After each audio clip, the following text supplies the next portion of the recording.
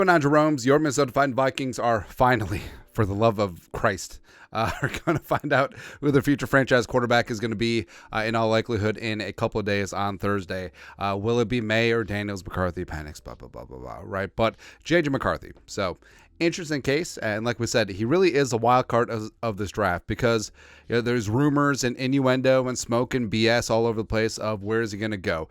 Could he go as high as 2 to Washington? Could he go to New England at 3? Sure. Could he go to like the Vikings or the Broncos or the Raiders or the Giants and trade up? Sure. But there's a lot of thought that, hey, the Vikings, if Drake May gets a 3 or Jane Daniels gets a 3, go up and go get him. And with McCarthy, it feels like if he gets to 4 or 5, go get your guy situation. And I know that there's a lot of mock drafts where McCarthy somehow falls to 11. I don't think that will happen, right? Because number one, I think the Giants could take him at 6, which we'll get to. And I think if he gets by the Giants at 6, there is a legit danger that the Broncos and or the Raiders could leapfrog the Vikings at 11 to go get him at 7, 8, 9, 10. And I think if the Vikings do end up with JJ McCarthy, they will have to trade up. Now, the question is, where is it going to be? Who really knows at this point? But all he did at Michigan was win no matter what. Kid's a winner. And also, the Tommy Kramer 9 looking fine. All that stuff, man. But long story longer, could the New York Football Giants also be in on quarterback? So the Giants, they got Daniel Jones, 4 years, $160 million. It's a mistake, big time mistake by the G-men.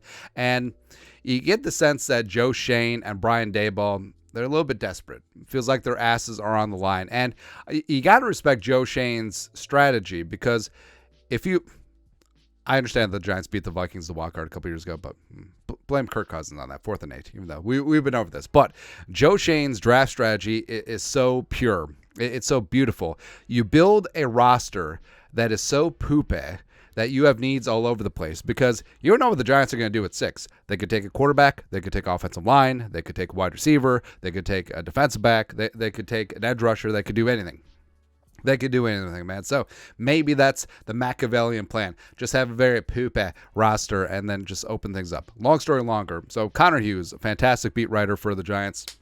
So he did up a piece entitled "Why Giants Potential Pick JJ McCarthy's NFL Draft Rise Shouldn't Be a Surprise. He's Special." Now, it really is a glowing piece about JJ McCarthy. Go check that out. But there is a snippet there about the Minnesota Vikings. But I want to run through the back end of this piece. Go check it out from Connor Hughes. McCarthy's draft projection is among the most dramatic changes in recent months after Michigan's championship game. With him at the helm. Most figured he'd hear his name somewhere in the early second round or late first. Now McCarthy seems destined to be a top 6 pick. That doesn't seem to surprise NFL folk. A high-ranking talent evaluator told NSY that McCarthy is destined to be a better pro than he was in college. His 2023 stats, just shy of 3,000 yards, 22 passing touchdowns, 4 picks, aren't an indictment of his lack of arm talent, but simply the result of playing in a run-oriented offense with linemen who specialize in run blocking. Also, factor in that he only played in 7 fourth quarters this year, as Michigan 15-0 was completely just jacking fools all over the place. It happens. Also, I don't think it wasn't so much that the NFL is like, oh, he has this meteoric rise. I think that media and the casual fans like myself were just like, McCarthy, game manager. No one's going to want him. I mean, maybe day 2. I mean, maybe take a shot at him day 2. But NFL's like, Another highlight of his production in that offense and arm talent on specific throws. He was convinced McCarthy is worth of a selection that high, adding his technique and pocket awareness are among the best in the entire draft.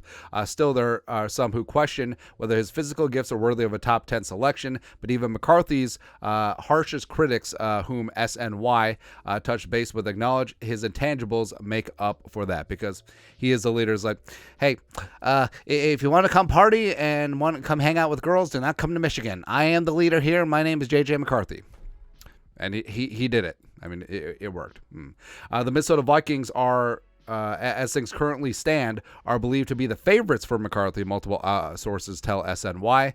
They'll have to trade up from 11 to jump the Giants, picking 6 in order to make that happen. Now, that is an interesting tidbit. So, like I said, Connor Hughes is entrenched with the Giants, and he is very familiar with their thinking, even though the waters are very murky of what the G-men are ultimately going to do at 6. But that's pretty interesting that he just basically put it out at the table that JJ McCarthy's floor is 6. So if McCarthy falls out of the top 3, 4 or 5, with the Cardinals, which I firmly believe that the Vikings and Monty Ossenfort and Arizona may have a deal in their back pocket ready to go if the Vikings, if a certain quarterback gets the Cardinals at 4, or jumping Jim Harbaugh. Of course, he and Kwesi go way back.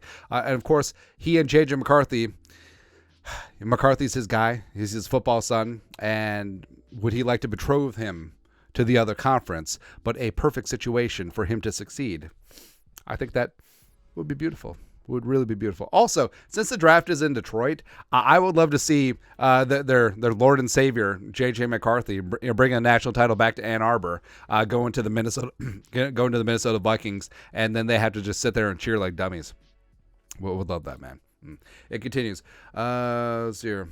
Blah, blah, blah. Sources believe they're willing to do just that, gifting a quarterback to receiver Justin Jefferson and head coach Kevin O'Connell. The Giants are also in the mix, but aren't believed to have the excess and resources needed to move up to number 4, Arizona Cardinals, or 5, to prevent the Vikings from doing the same. So, again, interesting nugget there that the Giants would stick and pick and take McCarthy, but saying that they don't have the ammo to enter a bidding war, because like I said, this roster is very poopy, is very talent deficient. And would the Giants give up significant capital to move up from 6 to 4? Now, yes, the drop is less than from 4 to 11 or 5 to 11, but the Cardinals or the Chargers would have a ton of leverage. Like, hey, we got Kwesi on the other line, and they're ready to rock and roll, man. So what can you do for us? So their jump from 6 to 4, throw out the charts, because they would have a ton of leverage in this spot. And if J.J. McCarthy is indeed the guy, Monty Ossenfort, who says that he wants to work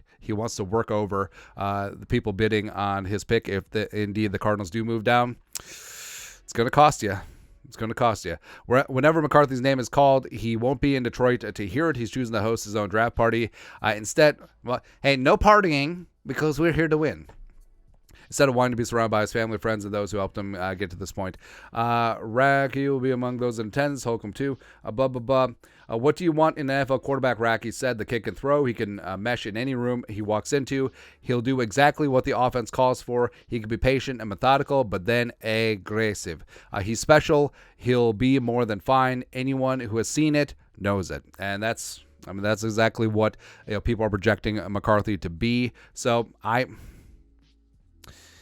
still on the Drake May train, not gonna lie, man. And also I see the upside with Jaden Daniels, except I think that he's gonna go 2 to the commies. But in a world where it's possible that the Vikings could get to 4 or 5 without giving up the future first-round pick, so it'd be 11, 23, maybe a 4, maybe a 5, maybe a future third, I would be okay with that. I would be down to clown. And if he's the guy, he's the guy. Go up and go get him. And like we said a bunch, Kevin O'Connell loves someone who operates within the parameters of the offense. That's why he and Kirk Cousins got along like a house on fire. And McCarthy, he's been comped to Kirk Cousins. He's been comped to Brock Purdy plus. But also, given what the Vikings have on offense, that's really all you need. Now, yes, the upside with May is there, and he's a lot of fun, sure. Penix has some question marks with the health, but his upside is there. Jaden Daniels would bring a lot of spice to this offense. But in terms of what Kevin O'Connell specifically wants for this offense, a guy who's going to operate within the offense, be accurate, deliver a good ball, and also potentially make a couple of plays with his legs, that's McCarthy. And a guy who's eminently coachable, a guy who's young, a guy who can grow and show with this offense, and with Jefferson, Addison, Hockenson, McCarthy would be it. So we'll see what happens. Anyways, your thoughts are thoughts. Could the Giants be in on JJ McCarthy as well? And also Vikings frontrunners. Let us know your thoughts and our thoughts in the comment section below. Subscribe for daily Vikings takes. Yeah, you guys know what to do. Skol, production value.